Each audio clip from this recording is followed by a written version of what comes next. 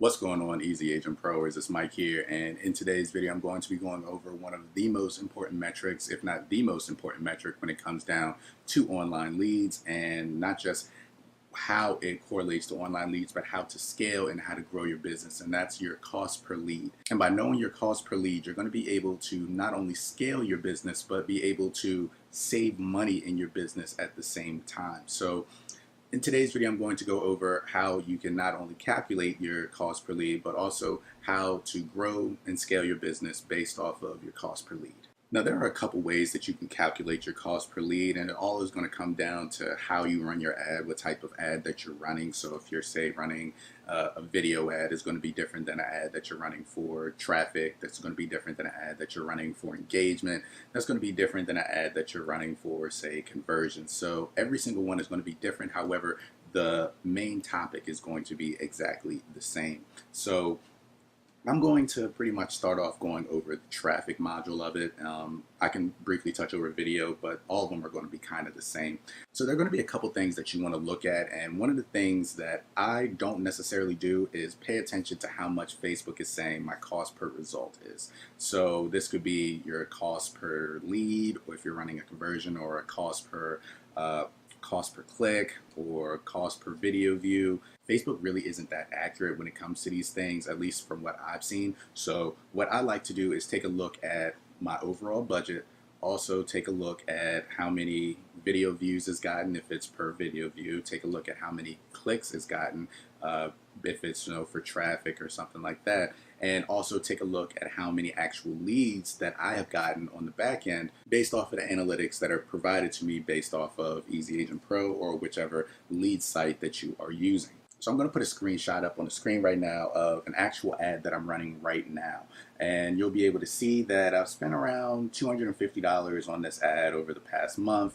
It's around, their Facebook is saying I'm getting around 20 cents per result, and I've gotten around 1,300, just a little bit under 1,300 link clicks over the time period. And taking a look at this on a surface level, it would look like this is a well-performing ad. Now, it is a well-performing ad, but based off of the analytics that Facebook gives us, you aren't really able to tell if it is or not, because you aren't able to tell how many leads you're getting, how many conversions you're getting, and you're not being able to calculate how much is your cost per lead. So what I do is I take the result of $253.72 spent on this ad, and I divide that by how many leads that have been produced based off of this ad. So let me go over to my CRM and actually take a look to see how many leads I have actually gotten from this ad. And once it loads, I'm able to see I've gotten 186 leads in the past month based off of this ad.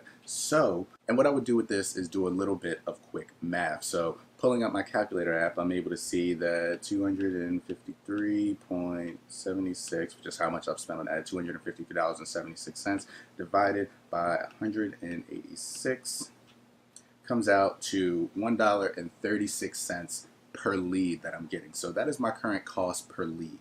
Now, by taking this cost per lead, I'm able to not only scale my ad, but I'm able to see, is this ad performing well based off comparing this to other ads that I'm running. So I can say that this ad is in a decent range of the ads that I run and CPL that I usually get. So it works well for me. Everybody's market is going to be different. Some markets are going to be higher, some markets are going to be lower, but this works well for me. So if this was the first ad that I was running, I could take this information and look at it to see, okay, in the future, am I going to want to have more? Am I okay with paying $1.36 per each person that comes into my database? Or is that too much for me? Is that too little? And I'm able to tailor it based off of my market and how my personal follow-up changes those leads into clients. And I'm also able to use this metric to determine if an ad is running well or running bad. So if I could take a look back at some of my old ads, I've already created a video that we can link in the description and above that goes over how I determined and how I stopped a bad ad that I ran earlier this year. I was able to take a look at that ad after 2 days after knowing what my usual cost per lead is and be able to tell, okay, this ad isn't performing well. This ad isn't one that's going to produce at a rate that I wanted to, and I can stop it And I was able to save myself a lot of money instead of, just letting the ad run out for the entirety of the entire budget that I had set for that ad. But instead, I was able to save money and make some changes to the ad, put it back up, and get a better cost per lead and end up being successful with that ad. So that is one of the reasons why you want to know what your CPL is, as well as know what is working in your current market, what works well for you in your area. So it's going to require a lot of testing on your end. Now, this also works when it comes to scaling your business. So say that I'm spending $1.36 per lead, and I know for every, say, ballpark number, every 40 leads that come into my database, I'm going to, turn one of them into an actual buyer or an actual seller. So I know that, say, if I want to have 5 closings based off of one ad, I know that if I'm spending $1.36 and I want 5 closings, of course I didn't pick round numbers, so $1.36 times 40, so I would spend $54 per lead that I was going to get, and I'm sorry, $54 per closing, and then multiply that by 5, and it would be around $272 per closing.